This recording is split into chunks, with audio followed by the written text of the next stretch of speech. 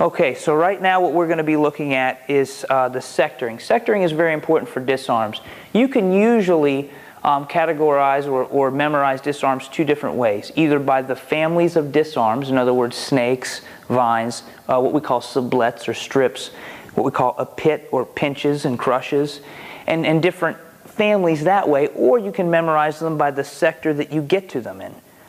It's up to the individual. We teach it both ways here at Tribe K, but it doesn't matter. It's completely up to the individual. I think it's important for you to know these sectors, so we're going to look at that first, and I'm going to give it from a couple different angles. When the sticks meet, if they meet here, we're just going off of a common angle 1. This is very, very, very common, all right? This would be sector 1. All right, sometimes Guru Anasanto refers to it now as quadrant 1. This is quadrant 2, quadrant 3, and quadrant 4. And those are different, I believe, than sectors, okay? Sector 1 would be if I were to reach over the hand here, I could strip and disarm that way. Sector 1 disarm would also be, see, if I snake and disarm, okay? Just depends on what I'm looking to do. But that's sector 1. I could just punch inside sector 1. I could just thrust inside sector 1. I could actually, when I'm hitting, if he covers, grab, come out hitting, and change my perspective in sector 1. Entirely up to the individual that's fighting. Nevertheless, this is sector 1. This is sector 2. Most common disarms for sector 2 are the vine, which we're going to look at in just a minute. You then have sector 3. Sector 3 is on, hold your stick up, this side of the stick here. Usually that's accomplished when they move into the cambiata. A lot of the disarms that we've seen from the double stick, or we'll see later on today, are done out of sector 3. That's through here, and again, that's usually because the stick passes through on a cambiata. Sector 4 is here, and typically that would be I would grab the stick down here. See how I can hit? I can strip this way, or on a sector 4, when I pick it up, I can strip this way coming through, which I personally really like. A lot of people don't expect that to come, and it gives you a very powerful hit. Because see, as this travels through, you see the wind-up with the hand here is tremendous. And this hit's going to go to either the head, the body, or the hand. As I'm holding his thumb, or I can be holding the backside of his arm, it doesn't matter. I am pushing through there. What I don't want to do, or would prefer not to do, and that can be done with the sword, by the way, is that when I pick this up, I'm disseminating, that's probably not the right word, I'm dissipating Guru Joey's energy. In other words, when I do this, as he's hitting, I'm letting that energy pass through. You notice a gunting hit here to the hand. If this were the blade, the edge would be here, so I would be pushing on the flat side, okay? As I disarm, what I don't want to do is smash my arm against this. So what I'd rather do is, as I'm coming through, place the arm on the stick and then push through very hard. You can see how it still has a great effect. Now, you could aim that at another opponent. Let's say that heavy bag over there is one of his compadres, one of his opponents. So as I pick up this sector 4 and come in here, I might be trying to aim that right at his opponent, come through and hit. Notice also as I'm working these disarms, I'm still holding onto the hands so I can then work the locking and the controlling. Okay, we don't lock usually to control too much. And you want to pick you up. To control as much on the battlefield, that would usually be to break so the guy can't pick up a weapon again. But nowadays, because of compassion, we want to injure in degree, so we want to try not to hurt the person we're training with. Okay, the next sector, if we're looking at these in order, 1, 2, 3, 4 would be 5, and 5 just comes underneath my own arm here. That could be for several reasons, but there's the strip typically done out of 5. Again, see, out of 5 is here, or if you look at it here, that's 4, but 5 could easily be here, and you see the strip. That's usually the one done out of 5. It could be a slight cambiata. As I come in there and grab, that's still really sector 5. It's not 3. Either way you want to look at it, though, if we meet here, and I grab the hand there, I can just, right from here, punch that out. And I would normally aim it right into my opponent, which would be Guru Joey in this case, the stick hitting him and distracting him, so I could set up here for a Likos takedown in order to hit. And again, I say Likos, I like that term. It's a Filipino term, but it could be, you couldn't use the word puter kepala. That's fine, it doesn't matter, that's an Indonesian term. We prefer to use the Filipino terms, or just say spinning throw, it doesn't matter. All right. Again, with the Sector 5, you can also use your shoulder, see, and hit. There are many, all right. Sector 6. Sector 6 is right here on the puño side. Most commonly done is stripped out this way. Now when we do that, you would usually jam in close range. You can use the leg. This is great to use the foot because you can really kick it out. Again, if there's an opponent over there you're trying to get to, you can launch the weapon at the opponent. That Sector 6 disarm can be done many ways. Against the hip, against the foot. I've seen some guys pull and drag it down on the ground and step on it to pull it out. And then, of course, you have your locking. So that's your Sector 6 in here. All right. For Sector 7, it's a little bit tricky to understand, and I'm going to do my best to explain it. Sector 7 is really, a lot of people go, well, 6 is here, 7 is here, and they're right. But how are you going to get here and come? You're going to go like this in combat? That's awkward. What happens is, as my stick strikes, it returns, and my hand winds up in there. That's Sector 7. Okay, and then your disarms are essentially still the same. You see, as I turn, I could pull that out of there. It doesn't matter. There are many ways you can get that out. Oh yeah, like a Wittick. Yeah, see, it's a Wittick. I hit and come back. That's it. And there's my Sector 7. Okay? Now, Sector 8 is here on the backhand side. Sector 9 is here. Sector 10 is here. Sector 11 is here. And Sector 12 is here on the back side of the arm. So let's look at some of the disarms from these sectors. If I go to Sector 8, I have a snake from the backhand side, and I would strip it out there. Be careful when you puño strip that. I'm doing that gently. See, my Sector 8 here, okay? If I snake this, when I use this puño, rather than just turn and torque to snake that out, if I grab this puño, it's going to launch the stick at Coach Joey's head to protect your head. See? And if you pull that hard enough, it's really going to launch at him. It will probably not be enough to knock him out or even hurt him, but it's going to distract him, which is what you want to set up for another attack. All right, so again, I'm going to get to this. Let's use an angle 2 to get to the 8 there. All right. You can also disarm here off that sector. You can disarm, instead of the stick being up, the stick might be down.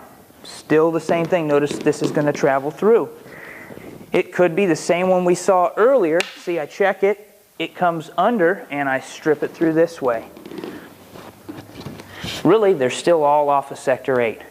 Now, you look at this, you go, well, what about Sector 9? Sector 9, see, I can come right back in.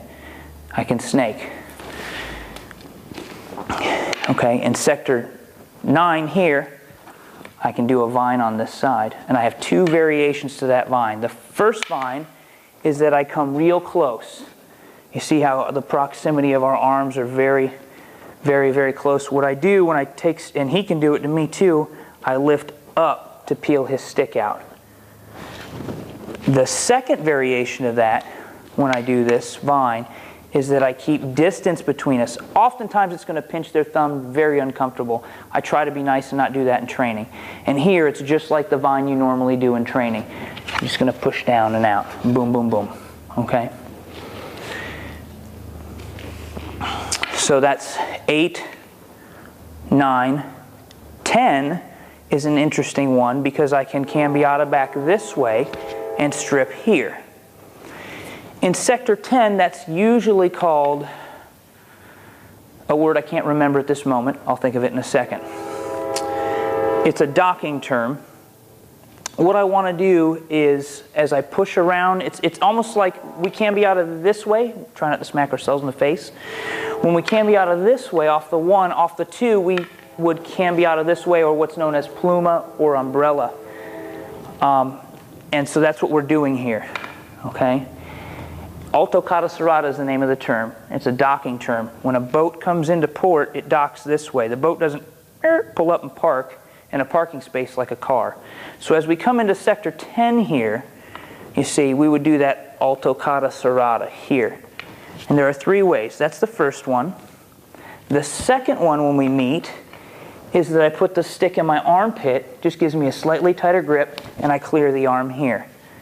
The third one, when I do this and meet, as I come around, not only do I put the stick in my armpit, but I still hold on to it over here, and I'm going to bob and weave, usually because he's thinking about punching. See, as I bob and weave, that strips it out. See how it sets up for the kinjit here. Even if I don't get him in the kinjit, he steps back, I'm already sailing in with the double stick attack. And that's on the, or you can have this one.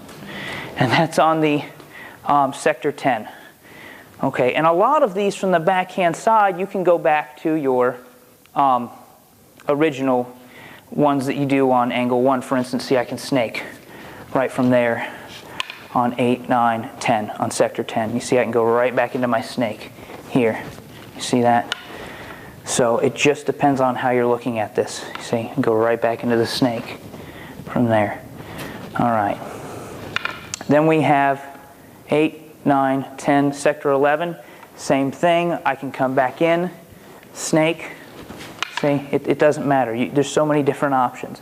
I can come in, vine, and there's a bunch of different vines you can do. We're going to look at in just a minute. Sector, that was 11. So sector 12, which is the last one, is here on the back side of the arm. We've already looked at that one at least once this way. Or if I get here, how do I strip it like this? Well, I can't really strip it, so instead I just use the leg like the other variation here. Except because I'm on the back side, I just twist it out here. So that's your sector 12. Now, let's look specifically at families, because sometimes it's easier to memorize disarms by families. The snake family, for instance. When Joey gives the angle 1, snaking around, we know our assists would be the puño, the fist, the forearm, the stick itself, the stick pointed down. When you do the puño, you can either hit here or come over. When I come over, I like to scoop. It usually really clears that arm, and you see how it gives me his backside? At that point, I can hit, keep moving, and sector. And keep in mind, whenever you do these disarms, you want to make sure, see, you're moving. Constantly moving. Don't stand there. I'm standing here for the sake of the camera, but you don't want to do that when you practice these, okay? A tidbit on the snake, which we talked about in the level 1 curriculum, is grab the arm here. Let's say he lets go. I get it out. I still now have the ability to start doing different locks. You see, from here they have some real nasty ones here. See, and they pick it up. I'm not going to do that. That's really mean. But there's some really nasty ones. You end up holding them backwards like this. All right. Really, really nasty locks. So you have the assists, again, for the snake. Now you also have the snake off the angle 2. Here. And then you have the snakes from the cambiata. So let's look at the cambiata. See, I can snake it this way. The idea is to remember whether you're going clockwise or counterclockwise with your snakes. The ones we did off the angle 1 were counterclockwise. The ones we're doing now on the cambiata are clockwise. You have a full and a half.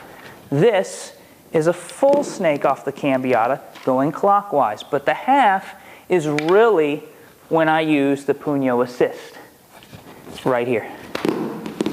And if I can puño assist on top, you see, I can puño assist on the bottom.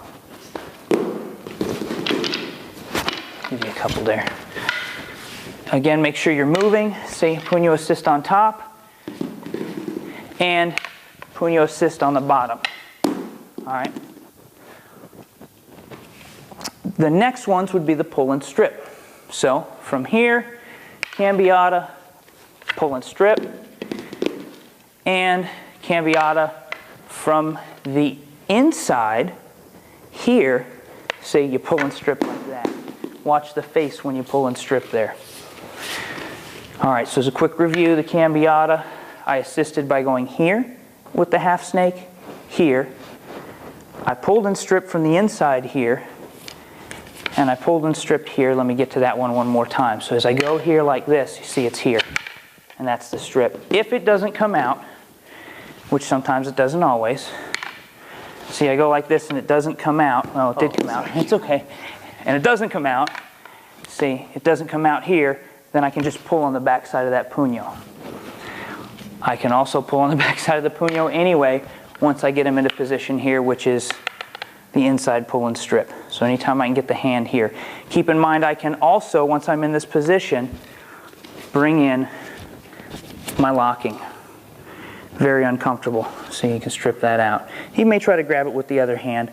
It's going to be hard because it's kind of pinned in here though.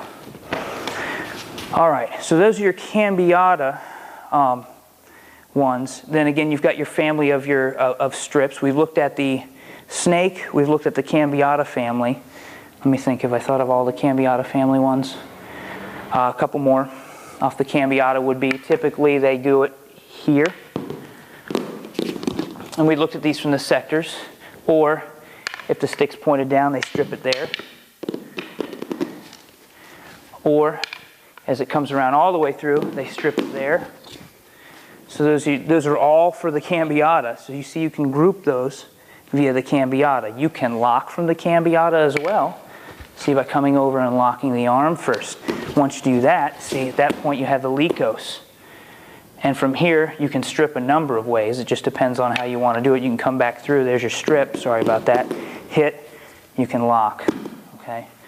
It just depends on what you want to do. All right. I showed you the alto cara cerradas already from the sector, so we don't need to look at those. Let's look at the vines. Some of these are very important. The vine from the angle 1, the most common one is placed here, and it's turned this way.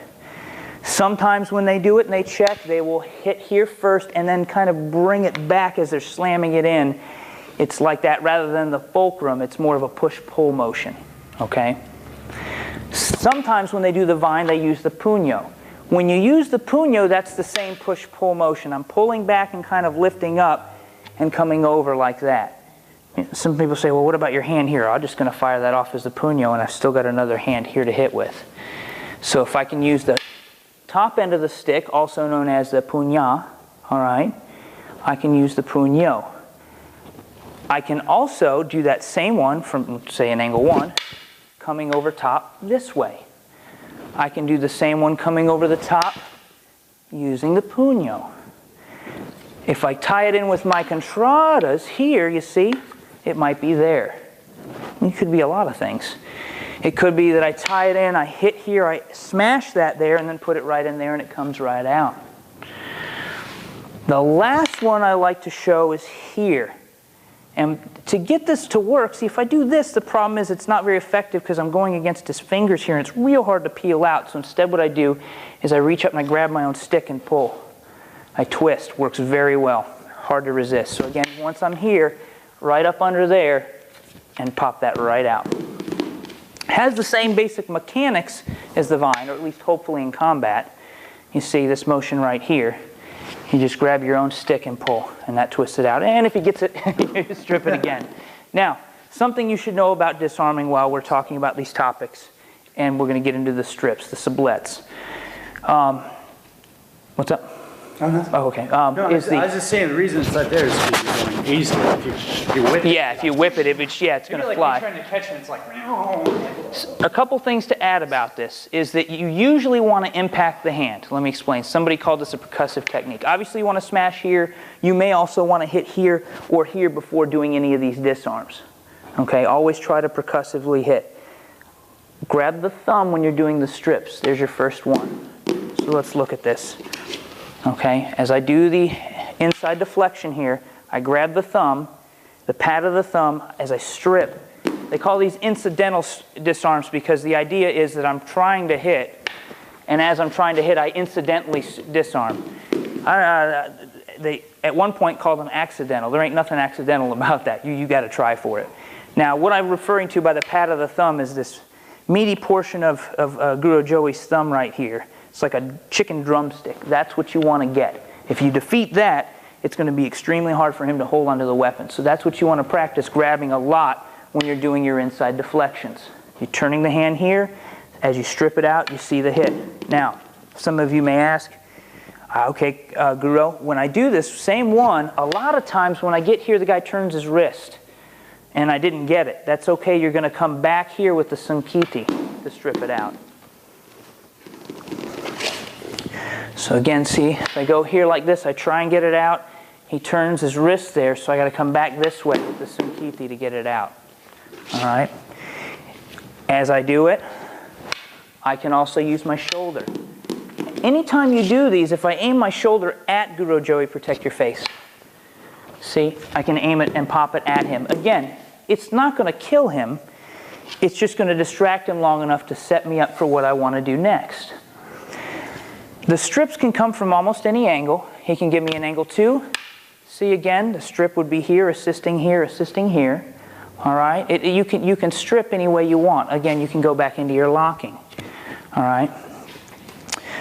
Some strips empty hand from the angle one. See, stripping here. All right. Stripping against with the leg. Okay, I'm just doing a double parry. This is very common. Parry, parry. See, I'm grabbing the hand. Can strip with the inside leg. All right. Parry, parry. This is one of my favorites. They drag down and step. Now, the nice thing about that one is if he doesn't let go, what's going to happen? He's going to crush his fingers on the ground. You can knee him right in the face and, just keep assaulting from there. So that's a very good technique. And then, of course, the behind the neck. Everybody loves this one. They go right here behind the neck and strip that off. See, they can hit, and oftentimes they're attempting to break the arm from here, hitting, locking, taking down. You can do that with a blade. We've practiced it with a blade. You can do that with a blade. We're going to ignore that because I have one more. You can also make him disarm himself. This is worth ignoring the background music to see. If I can be out of here in place and he punches, you can make him disarm himself. So you want to keep in mind, you want to be thinking about all the different ways that you can make these disarms work. All right, let me do that one more time, that way we can just edit this back in. So if it's a cambiata, let's say, he punches, I can make him disarm himself. Oh, you okay? Caught it on the toes. There you go, my advantage. All right, so you can make them disarm themselves. The idea is really just get to practicing. Now, here's another principle, real quick. Remember I said impacting. In other words, if I get here, try and hit that hand, loosen them up while you're trying to get that out. Another thing, or another principle that you want to remember is what we call the give and take. If Guru Joey disarms me here with the snake, rather than stand here and, don't take it out, I'm just going to take his. It's a give and take. He wants mine, fine. He can have mine. I'm more interested in him getting mine so that I can get his. Because if I abandon mine in the process of him taking it, that gives me the opportunity to get his. Now, at least there's one stick for us to fight amongst, right? So depending on how we take that out. Uh-oh. And when you spar, you'll learn you need to kick the weapons away. Now, that's another good point. One of the things we do at Tribe K is that if the weapon is kicked out of the sparring area, it's no longer allowed to be used. What that does is it forces the students to really look at and focus on making sure to kick the weapon away when you disarm it. That's important, because when you're in a street fight, I can't tell you how many times the Dog Brothers in the Gathering of the Pack, the Dog Brothers videos, in the Gathering of the Pack, you'll see guys disarm a weapon, it gets hit, craftily knocked out, they wind up on the ground, and one of the guys happens to reach over and he regains his own weapon. Yeah. Whereas if they had that training, when they see that weapon on the ground, to make sure to kick it out of the way. And there are guys on those in those pack gatherings that do that, and that's really important. It's definitely important in a street fight. Not likely you're going to fight stick to stick in a street fight, so you have to look at a lot of this as how am I going to apply a lot of this empty hand. So see, if he has a weapon and I don't, now it's, how can I apply this way to take that out, you see, and use this in a self-defense method. See, again, same thing. I didn't make sure to clear it. So it just depends on how you're going to do it. Make sure you practice doing these with your legs. We looked at this earlier in the level 1 curriculum. All right, so if I'm here down on my back and he attempts to attack, I want to be able to stop that motion, come in, there's my snake. See that? See, same thing. I want to be able to stop that motion. He comes in, I want to be able to stop it. And maybe this time I try to snake it up this way. Doesn't work, come back over this way, see? It's the same principles. You just have to learn how to apply them. And how do you do that? You practice, you play with it. Thank you very much.